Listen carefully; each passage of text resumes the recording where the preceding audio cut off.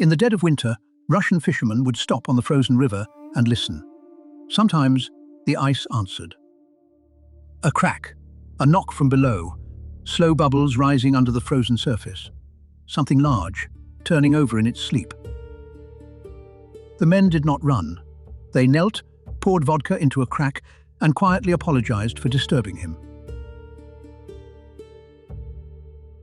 Because in the Slavic world, every river, lake, and mill pond had an owner, and he was not a ghost. The roosters you met last time were drowned girls. Their master is older. He was never human at all. He is the vodyanoy, the water itself, wearing a body. Where his realm ends, he ends. He never leaves it. He does not haunt. He does not curse. He runs his river the way a landlord runs an estate. And that is what makes him unique among monsters. You could not fight him, but you could do business with him. Every village on the water knew the arrangement. The river feeds you, carries you, turns your mill wheel. And in return, the river charges. Hold that word. The vodyanoy's whole story is payment. Witnesses described him the same way for centuries. A heavy old man, slick with river slime, wrapped in reeds and weeds. A swollen face, bulging pale eyes, and a long tangled beard, green as the deepest summer water. Watch that beard closely. As the moon wanes, folklore says it slowly turns white. The old man ages with the sky. When the new moon comes, the green returns. He is not immortal like Koshke. He is renewable like the river. He rides too. His horse is the giant catfish, the whiskered king of the riverbed. Slavs called it the devil's horse. Ice cracking in winter, bubbles at noon, a sudden whirlpool where none should be. Those are his footsteps.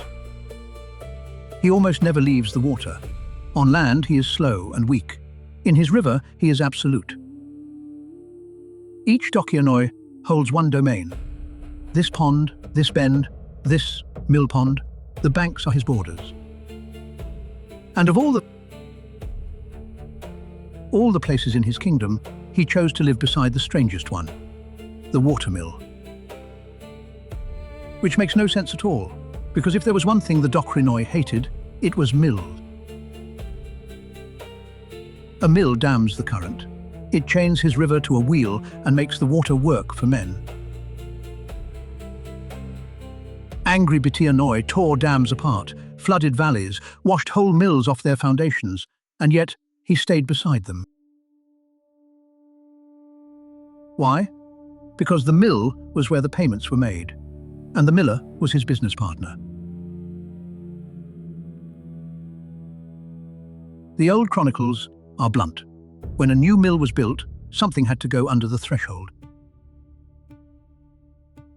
Usually a black rooster, buried at the foundation. In darker times, the price was higher. Some communities went further. A horse, mane braided with ribbons, smeared with honey, sunk to him with millstones. It sounds monstrous. To them, it was rent. The wheel turned only as long as the owner allowed it. Fishermen paid too. The first measure of every catch poured back over the side. Butter and oil for the current. Beekeepers gave the first swarm of spring. Housewives spared bread, salt, and now and then a splash of vodka.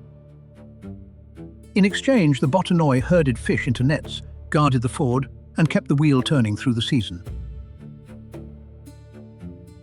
A well-paid vodyanoy was the best neighbor a village could have. An unpaid one collected the debt himself. And what he collected did not go into pots of clay. Or rather, it did, just not the kind you think. Deep in his palace of mud and sunken timber, the vodyanoy keeps rows of clay pots sealed and quiet. Inside them, the folklore says, are the souls of the drowned, every one his river has ever taken. In Czech tellings, he keeps them under upturned teacups, lined up on shelves like a housewife's porcelain. If a pot cracks open, the soul rises free through the water, up toward the light. Few ever crack.